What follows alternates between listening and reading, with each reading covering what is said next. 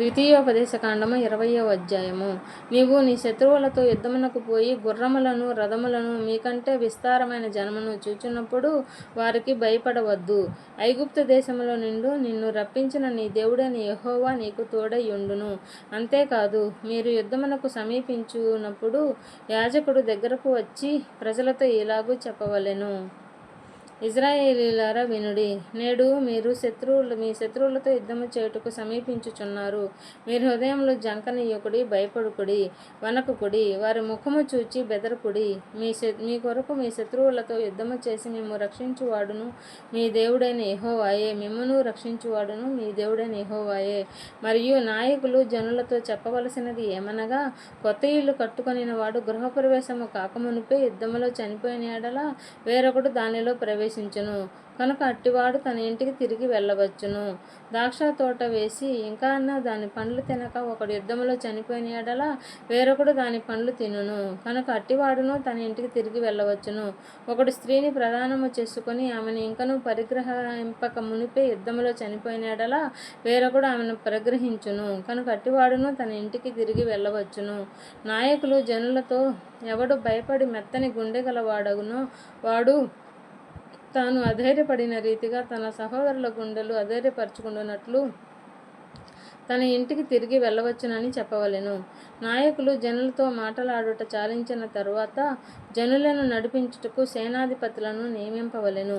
యుద్ధము చేయుటకు మీరొక పురము మీదికి సమీపించినప్పుడు సమాధానము నిమిత్తము రాయబారమును పంపవలెను. సమాధానమని అది నీకు ఉత్తరమిచ్చి గుమ్మములను తెరచిన యెడల దానిలోనున్న జనులందరూ నీకు పన్ను చెల్లించి నీకు దాసులగుదురు. అది నీ దాసులగుదురు. అది మీతో సమాధాన పడక యుద్ధమే మంచిదని ఎంచిన యెడల దాన్ని ముట్టడి వేయుడి.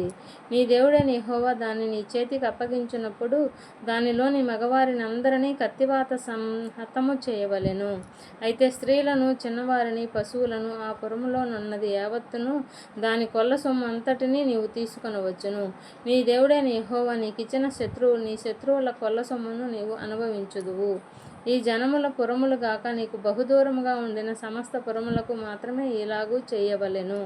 అయితే నీ దేవుడైన యెహోవా స్వాస్థ్యముగా నీకిచ్చుచున్న ఈ జనముల పురములలో ఊపిరిగల దేనిని బ్రతకనీయకూడదు.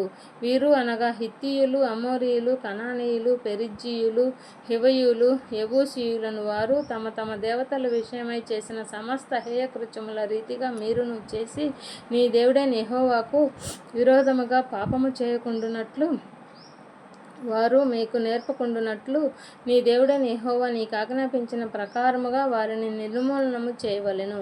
నీవు ఒక పురమును లోబర్చుకొనుటకు దాని మీద యుద్ధము చేయుచు అనేక దినములు ముట్టడి వేయినప్పుడు దాని చెట్లు గొడ్డలి చేత పాడు చేయకూడదు. వాటి పండ్లు తినవచ్చును గాని వాటిని నరికివేయకూడదు. నీవు వాటిని ముట్టడించుటకు పొలములోని చెట్లు నరులా? అట్టి చెట్లను నీవు కొట్టకూడదు.